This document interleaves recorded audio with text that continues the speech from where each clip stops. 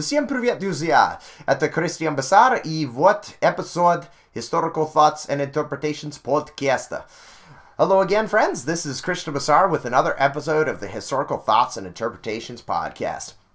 I know it's been a while since I did the last episode, but life goes on, and so therefore I get the time I can to work on the podcast series, and we are proceeding with the series I was talking about previously, the History of Russian Cities series. But also, in the meantime, I want to give an episode. This one's going to be a little bit different. So, as you know from previous episodes, I've been to Russia twice. And Russian history is kind of the focus of my area of study. And so, I've been to Russia twice. And what I'm going to be doing in the Russian City History series is going to be looking at the history of the cities that I've been to. But first, I kind of thought I wanted to do an episode on my perceptions of Russia when I traveled there and what the experience was like and everything. So this one won't quite be a historical episode, but I figured this will be good to put it into, when I'm talking about the cities I visited in later episodes, I figure it would be good to kind of have put it in the context of, what it was like to travel there or to the country and the various cities, kind of some of the key points of the cities and everything. So I just want to give a little bit about perceptions, what I saw, some interactions as well, comment on those. So the two trips that I made were in 2016, spring of 2016, when I went to the Republic of Karelia, and in between I went also to St. Petersburg as well. And in the summer of 2018, I visited various cities as well, and I spent about a month and a half there. And so I'll go over some of the very first impressions and the very initial thoughts of the cities I visited. So number one is St. Petersburg. This was the first Russian city I visited. In 2016, I landed there on the way to the Republic of Karelia and back. And so St. Petersburg, it's very cool for a Russian history nerd like myself. And it's also a very big tourist center in general. And St. Petersburg, the reason why it's good for has a historical importance is it used to be the capital of the Russian Empire before the communists took over in 1917 and then eventually moved the capital back to Moscow.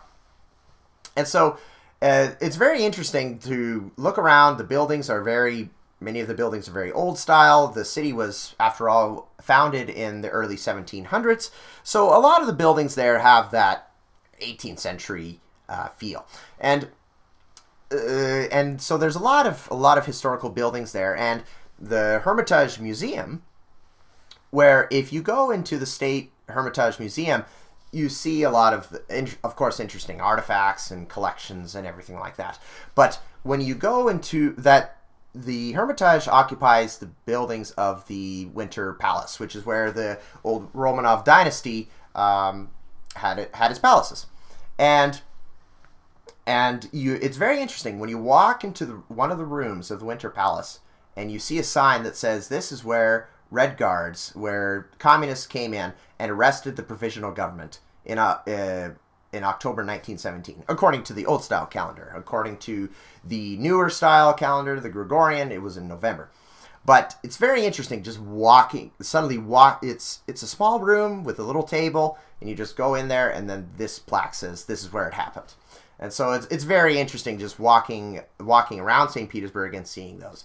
You also get to see certain things like signs on the street, old signs on the street saying, watch out, there could be bombardment or shrapnel from bombardment. And so these signs were put up during the siege of Leningrad, as the city was called during World War II. So the Nazi forces had besieged the city and there was shelling, and so these signs were saying to people trapped within the city, watch out for bombardment. And so that was St. Petersburg. Very, very cool. And it's quite a beautiful city in itself. There's a lot of the canals to walk around on. Well, not in the canals, but cross on bridges, of course.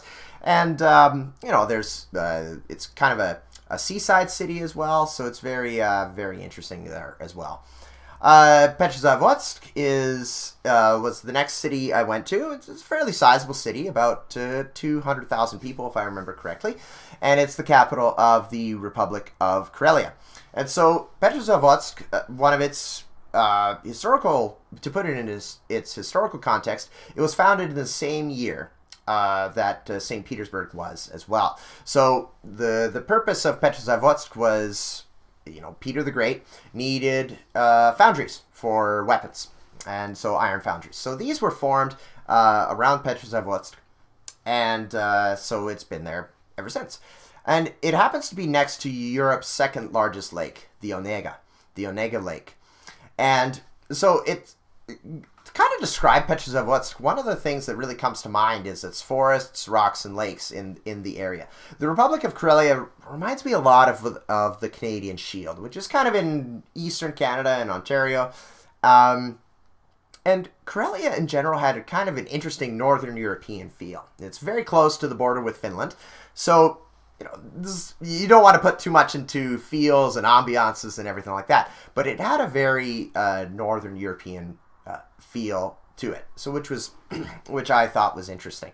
It's quite a nice little town, actually. There was still enough you could go to the movie, you could buy food and everything like that, but you weren't too far from the countryside. I remember being able to walk fairly, take a little stroll down this road, and then you're a little bit outside the city, and you can go see the lake in kind of a more less urban setting. So it was very nice that way. And Moscow was the third city I visited when I first arrived there in 2018. And one thing I could say about Moscow, it's huge. Moscow, it is an old city. It's about 850 years old, or 870 years old, I should say. And it's, of course, the capital, so there's lots of people there. And there's just a lot to see there. Russia's landmark buildings, such as the Kremlin, are there, Red Square, St. Basil's Cathedral, Lenin's tomb, or Lenin's mausoleum. And there's a lot of other museums as well. They also have a large Victory Park, which is really interesting for walking around in.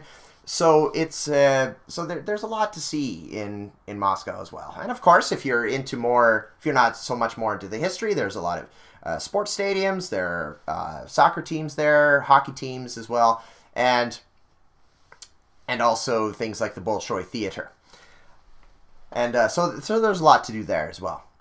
I found that St. Petersburg, if you were interested in things to see, St. Petersburg was a little easier to get to. I found that a lot of the things that sightseers would go after in Moscow, they were a bit further apart. But in St. Petersburg, it just seemed a little smaller, so a little easier to get to certain things, or at least a little quicker.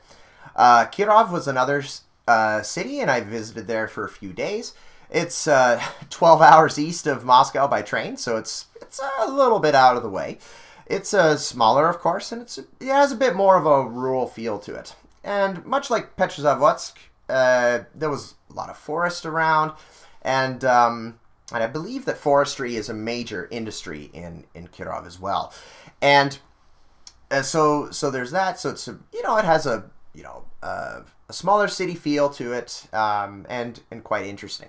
It started out as a colony of Great Novgorod in the medieval times, and it's interesting and in Kirov there's kind of a distinct cultural icon of whistle toys, actually. So in Russian they're called dimkovi, or the sort of like wind, dealing with the wind, and they're painted with vibrant circular patterns, like with flowers and a little bit of gold finish on them. They're really quite interesting. A friend of mine who lives there gave me one, and it's kind of hard to show it on a podcast, of course, these colors and everything like that.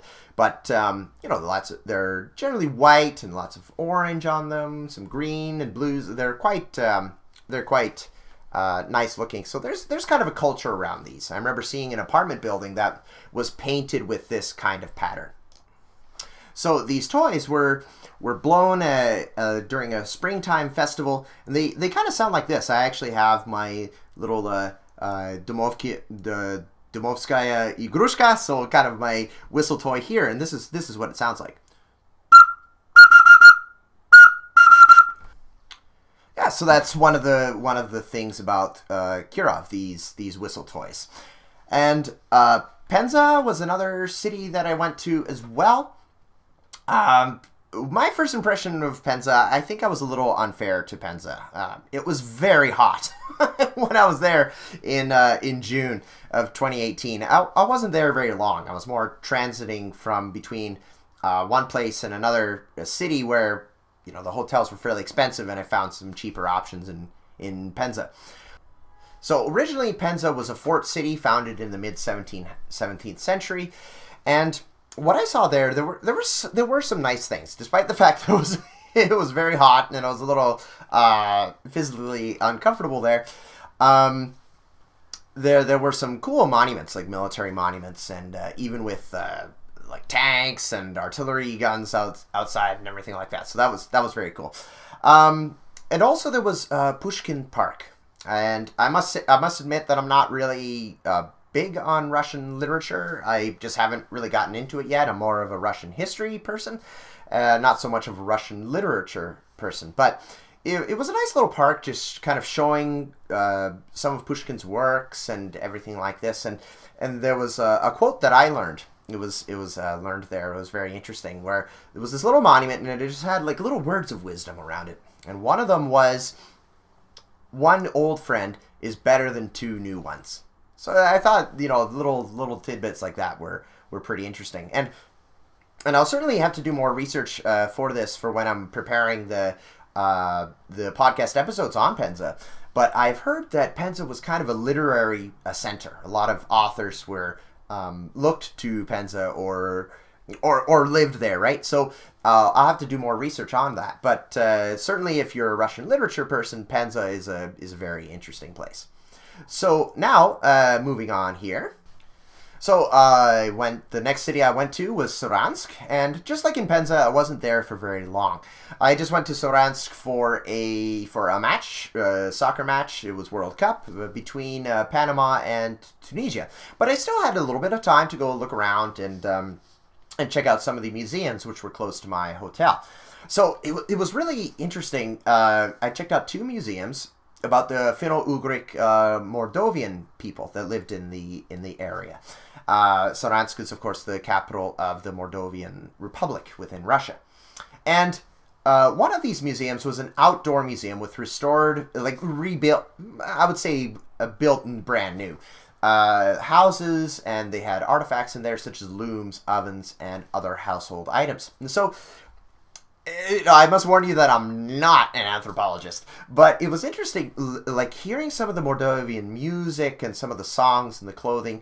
It was similar to other cultures in the area, like Russian and so on. But I noticed as well that it sounded very similar to Ukrainian, actually.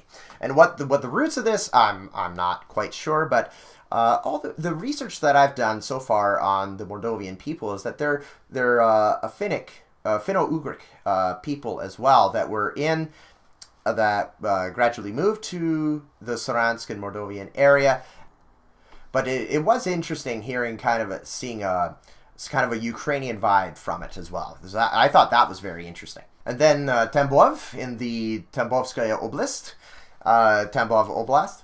I thought Tambov was a very delightful little city. It was a beautiful river cruise on the cruise, like a little boat ride on the Tsana River. It just had a really nice feel in Tambov, and that was most of the things you could see were churches and monasteries, and they were fairly close together. And this city, like Penza, it's about coming up to 400 years old. It was founded again in the 1600s, and some of the big historical things there, it was kind of a center during the Russian Civil War.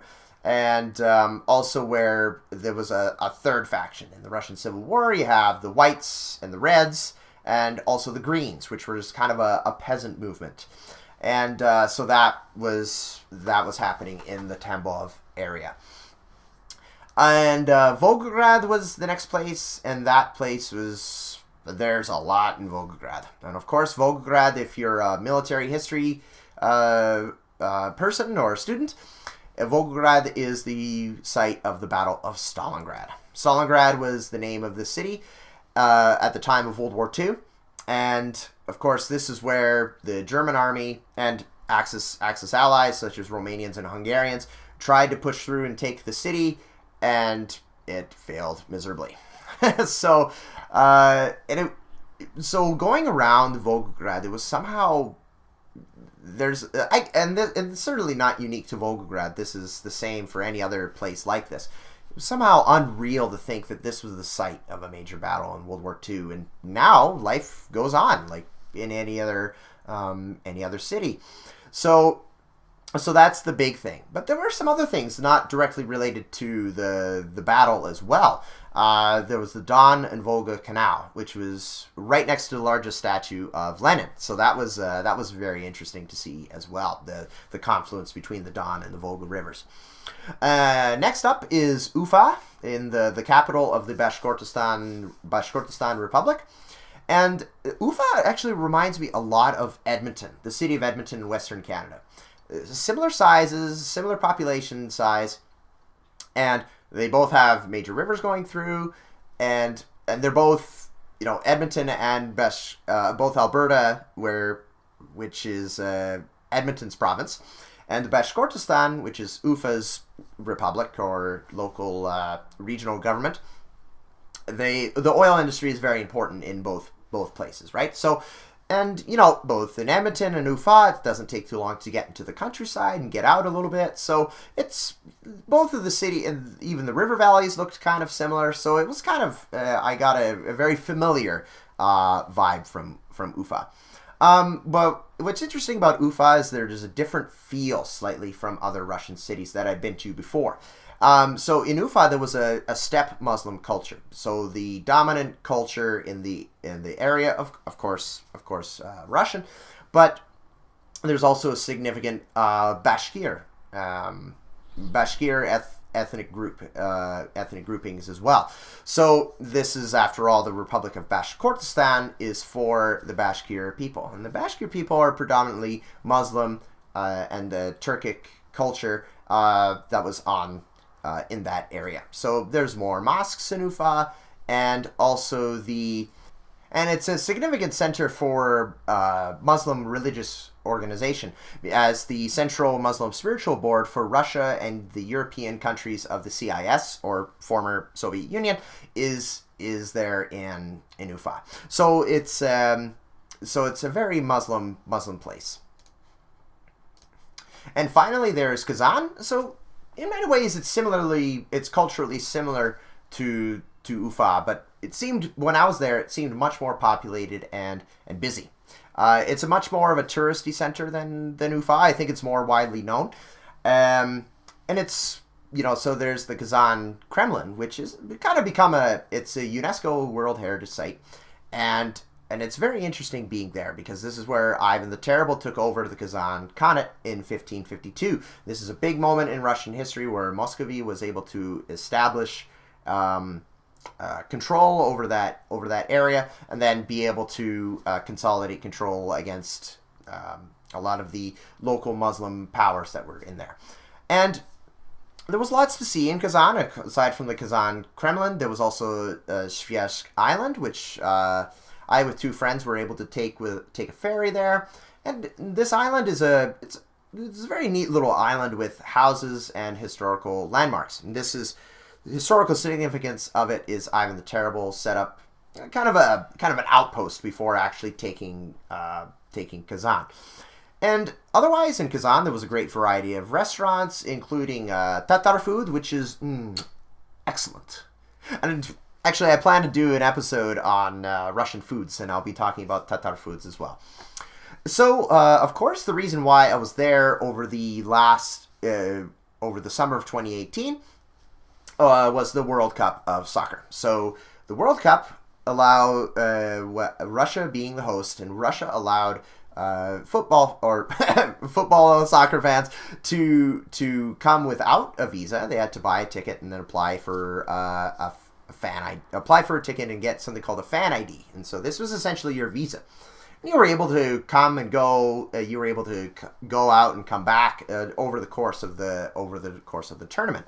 So when I was in Russia, there were lots of tourists showing up. I met soccer fans from Bangladesh, Costa Rica, and also a Panamanian family from Montreal in Saransk before the game between Panama and Tunisia. So that was very, very interesting. I wasn't just seeing Russians there, but also tourists from around the world.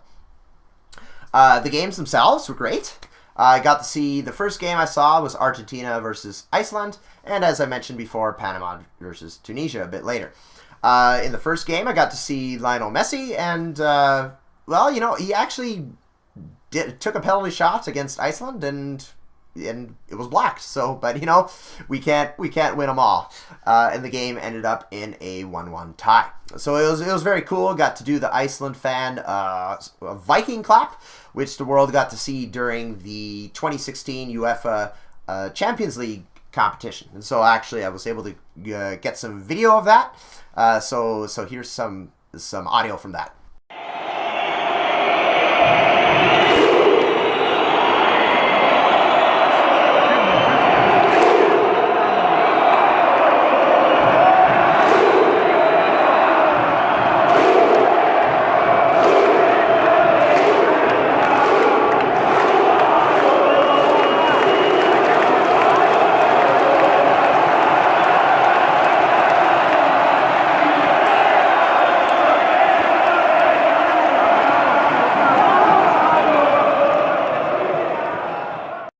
I thought it was a great tournament in general.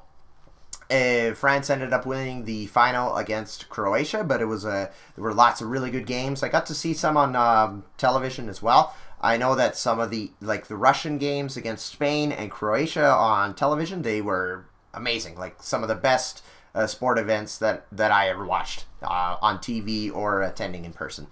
What was interesting, there were fan zones in various cities where you could watch games on a huge screen.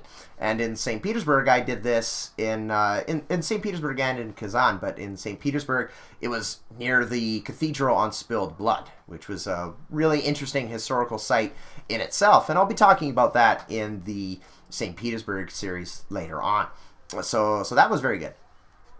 What about language? Okay, so Russia is not an English-speaking country in general, but if you were in Moscow or St. Petersburg, you could get by with English in many situations. Like if you went to museums such as the Hermitage and Political History Museum in St. Petersburg, there were both Russian and English signs and for the exhibits and so on.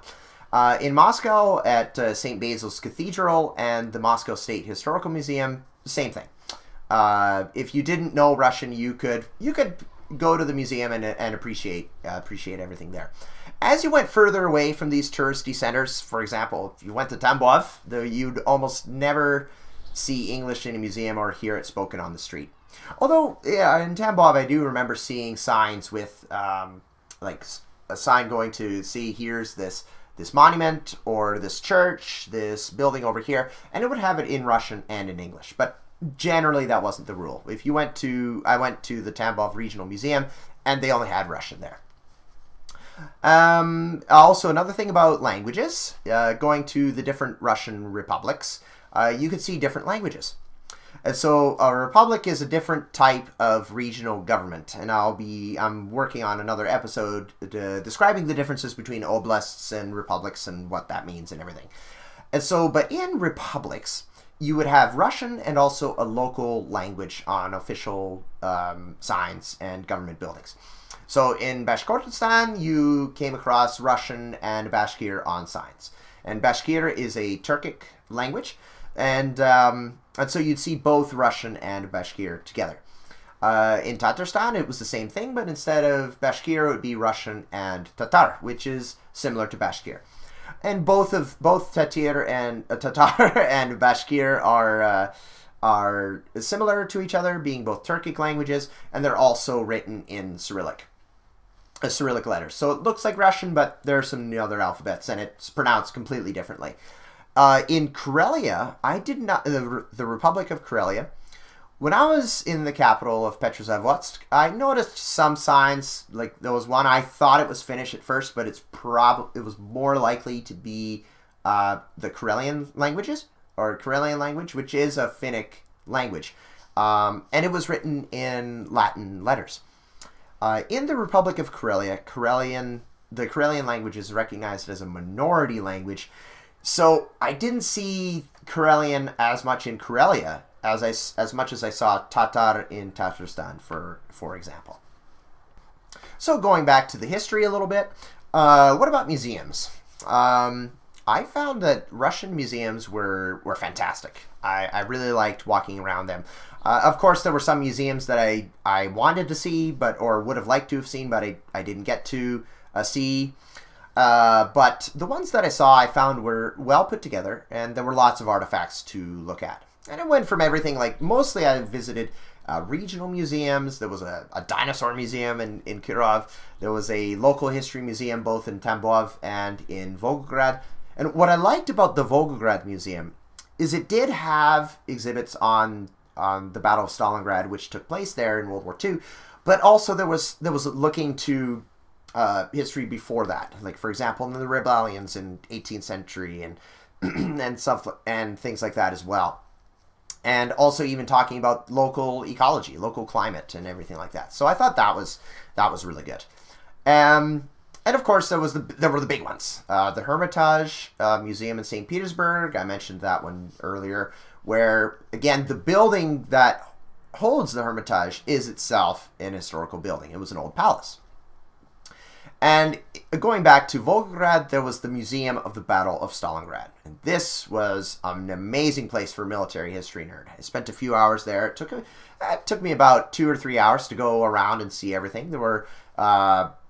you kind of run around in a big circle, kind of starting at the background of the war, kind of talking about Soviet and German relations before the war, but then eventually Barbarossa, and then eventually the Battle of Stalingrad. So it talked about this, and there were many artifacts. For example, the desk where the German general von Paulus surrendered his army at the conclusion of the battle in early 43. So that was really interesting to see. And also there were various weapons, of course, and propaganda documents, banners. And outside the museum, just outside the building, you would also see tanks and artillery weapons and everything like this, just like in the Penza Museum as well. So that was very cool. And also, probably the big artifact that really stuck out to me was Vasily Zaitsev's Mosin-Nagant rifle. So, if you have watched the movie Enemy at the Gates, so the movie, the man that story is based on, Vasily Zaitsev, he was the sniper in the Battle of Stalingrad, and that rifle was there in the museum. So that was very cool to see. Another really good museum was the Museum of Political History in St. Petersburg. So it talked about the revolutionary period, like kind of talking about the late 19th century, the late imperial period, and it went up to the presidency of Vladimir Putin. And so it discussed difficult things, such as the famine of the 1930s, and which in Ukraine is called the Holodomor. And it also, the museum kind of stressed in certain exhibits the idea, the reality of suppression under the Soviet times that tarnished the dream of a Soviet utopia, right? So it talked about the repression of the Stalinist years and during the Cold War period of dissidents and all that. So it was very interesting to see. And then, of course, St. Basil's Cathedral in Moscow. And this is the one you've always seen. It symbolizes Russia in Western journalism and in movies and everything. And this cathedral was built under Tsar Ivan the Terrible in commemoration of his conquest of Kazan in 1552.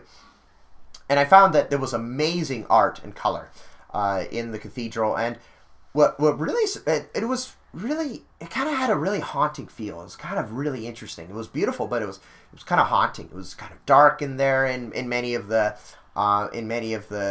places in there, but beautiful at the same time. All this iconography and paintings on the walls. It was just really, really fascinating, really amazing. And it was surprising for me to know. Like, I used to think of St. Basil's Cathedral being one kind of church, but it turned out that there's actually multiple churches in one building. So very interesting.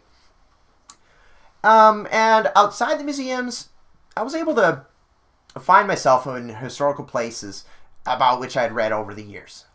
So the Kazan Kremlin, for example, and you go to the Cathedral of Kazan in St. Petersburg, which is along the main Nevsky Prospect Street. There was also the grave of the Napoleonic War General Mikhail Kutuzov. So that was very interesting to see. I didn't know that. I just walked into the church building and I saw this grave right there. And in Penza, there was a monument placed where the Pugachev rebellion in Penza had started. So according to this monument, it was placed where the house was, where the rebellion stemmed from. So things like that, you would see that fairly often. You come across something, it's like, oh wow, this is interesting. And victory parks and monuments to World War II, or the Great Patriotic War, as it's called in Russia. You could have a whole entire podcast episode or entire books on victory parks. And there are victory parks in so many cities throughout Russia, probably almost every city, at least as far as I know. And certainly the ones I've been to had some kind of a memorial or park of some kind. And this was true even in cities like Penza or Tambov, Kirov, and Ufa, which were well behind the front lines. So the fighting between the Nazis and the Soviet armies didn't happen in these cities, but there's still a victory park there. So, for example, near Ufa, on the outskirts, just outside of Ufa, there's a little village called Milovka. I'm not sure of the population there, but it's fairly small. There's some farmland there, some ranch land, and everything like that. So it's just a little place. And it had a monument with a Soviet machine gun, and what looked like a list of names. I didn't go up very close to it, but looking at the photo and zooming in that I took of it, there's a list of names there. That's what it looks like. And so even in this little town, right? And mind you, this happens everywhere. In Canada, we have multiple monuments to memorialize our veterans from World Wars I and II, even though those conflicts didn't really reach Canadian territory, other than people from Canada went to fight there, to fight in those wars. For example, in Camrose, Alberta, and Gimli, Manitoba, these are smaller towns. They have memorials there. So that brings to mind, even if these wars didn't directly affect places like Milovka or Camrose, the wars were still very important for the local people to remember, because the monuments there they're memorializing local people who served far away and perhaps died, right? So, but it's very interesting in Russia seeing that, where there's a victory park and there's a monument, there's an eternal flame there, there's slogans and everything like this in cities where the fighting didn't actually happen. So in Volgograd, there's something very interesting as well. There's a monument to counterintelligence personnel and also the 10th NKVD division, which was involved in the Battle of Stalingrad. And of course, the NKVD was the Narodny Commissariat Внутренних дел, or the People's Commissariat for Internal Affairs. And this was, of course, the Soviet secret police organization, which before that was taken by the KGB. And the NKVD, of course, represents Soviet repression, imprisonments, persecution, and so on. And so there's a memorial to this division, which helped fight the Battle of Stalingrad. But within a very short distance, like maybe 30 seconds walking away, maybe a minute's walk away from this monument to the NKVD and the NKVD officers, there's a monument with religious imagery. crosses. There's an icon of Jesus and some saints there, and it honors the memory of the defenders of Stalingrad with a slogan: "Viechnaya slava zashitakam Otechества," so, or eternal glory to the defenders of the fatherland. So it's interesting because I mentioned this contradiction. So it's interesting. It's a seeming contradiction because you have the NKVD, a symbol and organ of Soviet oppression, and the Soviet state did attack Christians and other religious believers. But then here there's another monument honoring the defenders of Stalingrad through a religious lens. So it's very interesting. So you have this monument memorializing part of the oppressive system, but also the oppressed, which were fighting which were both affected by the same war, by the Battle of Stalingrad. So it's very interesting seeing this, a seeming contradiction. And actually, if you want to know more about it, I've done some research into this too. So you can go back to episode 8 of this podcast, Holy War, Memory of the Great Patriotic War in the Russian Orthodox Church. And I talk a little bit about that. And so it was very interesting seeing this in the flesh, so to speak, like seeing one monument to the NKVD and then another one which had Jesus, was honoring Jesus, but also veterans of the war at the same time. So it was very interesting to see that in person. So now let's get to other things as well, because of course relations between Russia and the West have been strained for a long time, but especially since the Ukrainian crisis of 2014. So people have thought of this as a new Cold War, and certainly there are some parallels that you could understand why people would say that. And so the big question from people that I've gotten as a Westerner going to Russia, so often there's a thing about, oh, you'll be in danger, how are people going to react to you being a foreigner and things like that. And so these were questions that people were having, that were asking me before I went, and they were always curious about, well, what was it like for you? I found that generally my interactions were generally very welcoming. In 2018, of course, it was a World Sporting event. So one could say that it was nicer because it was an international event.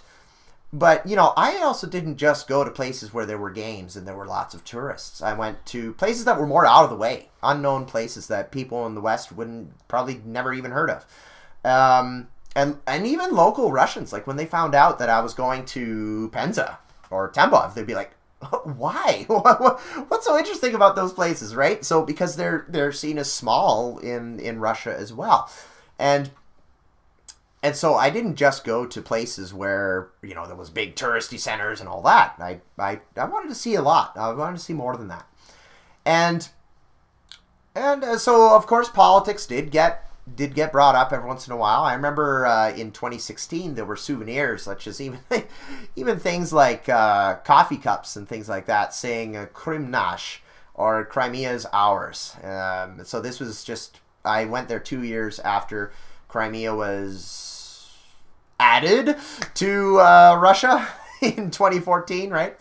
So, and there were images of the Russian president on shirts and everything, and you wouldn't see the same thing for Justin Trudeau or Barack Obama or Donald Trump in the USA or Canada. Like, I mean, you might in some cases for sure, but certainly not as much. And these shirts and everything emphasized Putin's importance to the country, right? It's kind of, he's an example for us and everything like this. So that's what a lot of these pieces of clothing were saying. And I remember seeing this one T-shirt as well. I found it kind of amusing, actually, where it said our answer to American sanctions, and it showed Putin and Obama wearing martial arts uniforms, and Putin's giving a nice roundhouse kick to or nice sweeping kick to Obama and kicking him down or whatever, So it was interesting to see that on the street, and this was like a street level. This was at a kiosk, right? And so, I mean, politics did come up in conversation as well. And Crimea was a very common topic. Like, people would ask me, like, or I would mention where I've been, and then I would be asked, like, well, have you been to Crimea or anything? And it would say, well, no, I haven't. I haven't been to Crimea. And, you know, and sometimes they would talk about a general state of Russian-Western relations. But I never really had a problem personally. They were all good conversations. No, didn't get yelled at, or, you know, I was sometimes challenged, but not actually, didn't feel like hostile reactions towards me, or feel where it was like, oh, this is getting dangerous here, you know. I didn't get that feeling there.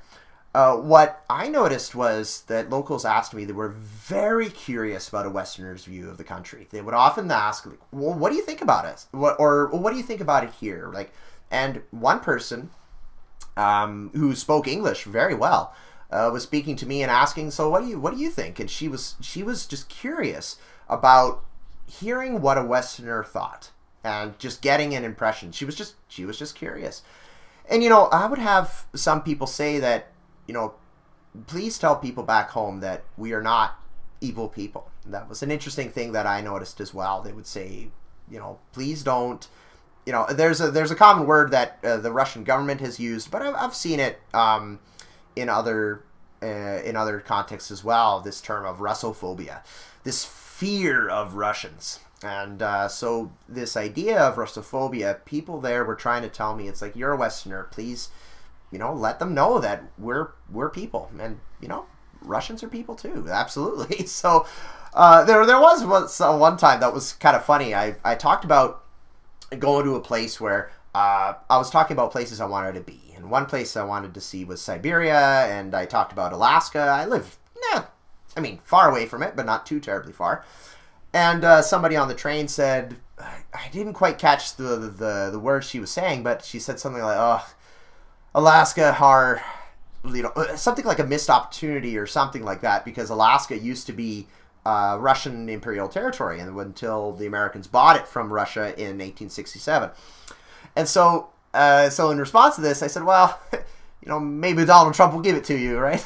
So I found that people like that. They laughed. They thought it was pretty funny. As far as the police, one time on a bus, they checked my identification and everything like that, but I cooperated and, you know, didn't have a problem. I even went to the police once because I found something on the street and turned it into them. They didn't even ask for my name or have me write a report. They just took it, said thank you, and I was off on my way. So it was all good. And, you know, I met some very good, hospitable people, and some I've known for years, and also new ones while there. I found that many people were many of the people there were very hospitable and very, very welcoming. And there was a funny story. I guess this says what a lot of people know about Canada abroad. I was in Volgograd. I was walking around the streets, and I came across these groups of people, and, you know, we started chatting, and then one guy asked where I was from, and I said I was from Canada, and then he says Canada, and he's like, really excited, and then he says in English, legalization, right? And so he was referencing, of course, the legalization of marijuana, which happened in October, the October after I went there. And so it was kind of funny that was the first thing that came to his mind, or at least the first thing that came to his mouth. And, you know, it's like, legalization. Wow, look at that. It's so exciting stuff. And in Montana, I got a similar reaction. You know, I was crossing the border, and somebody, not a customs border guard, but somebody later on said, you know, is weed legal yet? Right? So anyway, I guess maybe that's what Canada was known for in 2018. But, you know, in the market, street market, I bought something, and somebody said, you know, say hi to Canada for me, essentially. So it was I found the interactions with people were generally very, very good, generally. On the streets, I never had a problem with aggression, though, you know, I sometimes did walk some of the streets at night, But never had a problem. There were some people asking for money, of course, or tickets on the metro system, especially on the grounds of monasteries. Actually, I found that was very interesting. I was always on guard, of course. Always keeping an eye. Didn't walk around with headphones and things like that. But in many places in Canada or other Western cities, one must still be careful and still be wise, and then just be careful while walking around. And as far as friendship goes, there's some of those cultural shocks or cultural differences, right? Where one is even about friendship. So I just listened to a YouTube video, or parts of one, where someone was breaking down some of the differences in mentality between Americans and Russians. At one point he had that American and Canadian friends too, maybe perhaps in places like England and other Western countries too. But I've never been to England, so I'm not sure. But American and Canadian friends generally they like to help each other, but they also want to pay back somehow. For example, if you're my friend and you give me a ride to the airport in your car, I will want to buy you a coffee or pay for your gas. And in Russia, this isn't so much of a thing. This video was breaking it down where friends try to help each other, and they help each other because they're friends. They don't really expect to pay back. And I noticed there that I had friends do things for me in Russia, and I wanted to thank them as well by buying them lunch or something. And I was just told, no, don't worry about it. It's okay. And so I was like, oh, well, okay. So that's a bit of a cultural difference right there. And also in the restaurants too, I would often chat up the waiter or the waitress a little bit, or something like, saying like, oh, so it's a busy day today. How are you doing? That kind of thing. And in Western countries, that's, at least in North America, that's fairly common to ask the waitress or the waiter, is it a busy day today? How's it going? That kind of thing. And then a little conversation starts. In Russia, I found that people were like, whoa, kind of surprised when I would ask them this. They're like, oh, well, I'm good. How are you doing? That. So it's a little bit of a difference right there. So a little bit of a culture shock, perhaps, but nothing that you just kind of like, oh, okay, this is just a little different. So we're getting to the end here about train travel. So I traveled on the train in Russia. Though between two cities, I did travel on a bus once, but did a lot of train travel. And some of these train trips were very long. For example, between Volgograd and Ufa, I was on the train for a day. So yeah, you do feel a little cooped up after a while. And speaking of which, there are different types of compartments or types of tickets you could buy. So I did this on. There was one of the types of tickets I bought was to what they call a coupe or coupe. And these are quite nice. There was one, for example, between Moscow and St. Petersburg. It was a 6-seater and fancy chairs. There were even plugs for your headphones and everything. And then there was another type.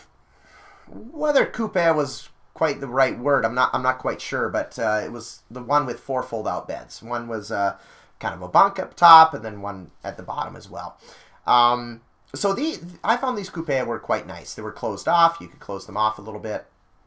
And you could still open the window if it was too hot, all kinds of things. And then there were other types of tickets, like whole car arrangements, where you sit in this one whole train car, where you could sit in a seat. And one time, this was really nice, really comfortable, and 2 other times, not so much. You would sit in the chair, and whether you'd sleep very good, depended how tired you were, I guess. And then, of course, there's the Platskart. This wasn't the best. This is kind of a cattle car.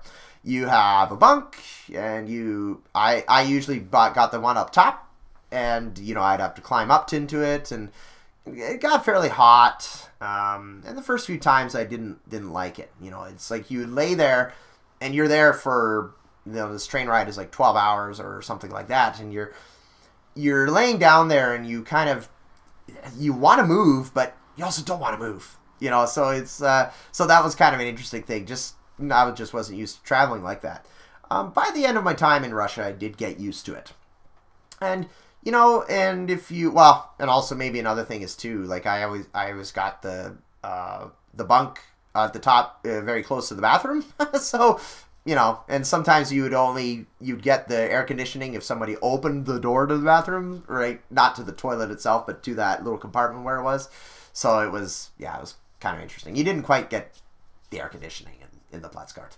But, in the end, if you keep things with you, you put on headphones for podcasts or music, you're pretty good to go. And if you have the chance to walk around a little bit in the coupe, it was a little easier to get up and walk around. In the Platzkart, not so much, because if you walk down the aisle or the aisle of the car, there's a lot of people sleeping next to you, so you can't really move around a whole lot. And you're able to bring food onto the train with you, which was really good. I didn't eat much of the train's food. I know that some trains also had cafes on the train that you could have. I didn't try this, but I bought coffee on there. But the fact that you could bring food with you, it's like I found that you could just go to the grocery store, get some food, bring it on to the train with you, and you're good to go. You save some money that way. And speaking of food, as I said earlier, I do plan to do a whole episode on this later. There was lots of good food, both Russian and international or chain. I went to Carl's Jr., I went to KFC, I went to McDonald's. KFC's chicken was a little spicier, a little drier than it is here in Canada. And I found that restaurant service was good. But again, there was the difference. Like once you got past the difference of chatting with the waiter or the waitress is not common over there. Once you got over that, it was perfectly fine. Let's see, the currency at the time of my travels in 2016 and 2018, the Russian ruble was about a 50th of the Canadian dollar. So many things were fairly cheap, especially public transit. A bus ride, for example, was 30 cents, while in other places, like in Canada, it might be like $3.50. Mind you, there's transfer tickets and so on, but 30 cents versus $3.50? Well, yeah. Although I don't think a lot of the bus rides in Russia were transferable, but still, 30 cents, if you didn't need to transfer, it's perfect. It's really, really good. Russia is a fairly good country to visit as a tourist as far as currency goes.